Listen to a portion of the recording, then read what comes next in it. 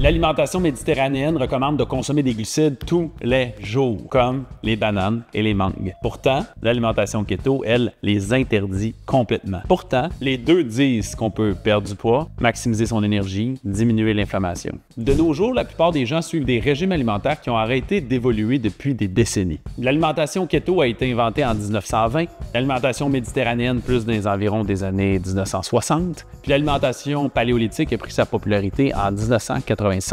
Est-ce que c'est possible de penser que nos connaissances ont évolué depuis ce temps-là? Évidemment, je pense que oui. Par contre, encore une grande majorité des gens suivent ces régimes-là qui n'ont jamais évolué au cours des décennies, qui ne sont pas nécessairement parfaits. Les conséquences, ça fait en sorte que tu es susceptible d'avoir des formes de carence, de la fatigue, de l'inflammation, une prise de poids, puis plein d'autres symptômes désagréables qui ne sont pas nécessairement désirables. Dès qu'une règle trop stricte existe, tu es susceptible d'obtenir des carences puis de manquer de diversité. Par exemple, les glucides sont un exemple très particulier. La plupart des régimes alimentaires nous les font couper systématiquement, que ce soit fructose, glucose, galactose, les fibres, les amidons, peu importe, ils devraient être coupés. Pourtant, là-dedans, il y a certains glucides qui nous permettent d'avoir une meilleure énergie, qui permettent d'avoir une meilleure digestion, qui permettent d'avoir des effets anti-inflammatoires. Donc, en les coupant toutes, on perd les effets positifs de ceux-ci. Alors, si on veut optimiser notre santé, c'est pas une question de jeter tous les glucides aux poubelles. C'est une question de comprendre lesquels qui sont bons pour notre santé et lesquels qui sont à limiter pour réussir à optimiser notre santé. Pourtant, la réponse est sous nos yeux. L'alimentation méditerranéenne est déjà réputée pour diminuer l'inflammation, l'alimentation cétogène pour perdre du gras, l'alimentation paléolithique pour l'énergie. Donc, pourquoi pas se concentrer sur c'est quoi qui crée les effets positifs de ces alimentations-là et les combiner tout simplement? Eh bien, c'est ça qu'on a fait. On les a rassemblés à l'intérieur d'un guide qui nous permet d'identifier lesquels qu'on peut consommer en très grande quantité, même qu'on doit consommer en très grande quantité, et lesquels qu'on peut avoir avec un peu plus de modération. Si tu veux avoir tous les détails, clique sur le bouton en dessous ou sur le lien dans le texte, va voir ça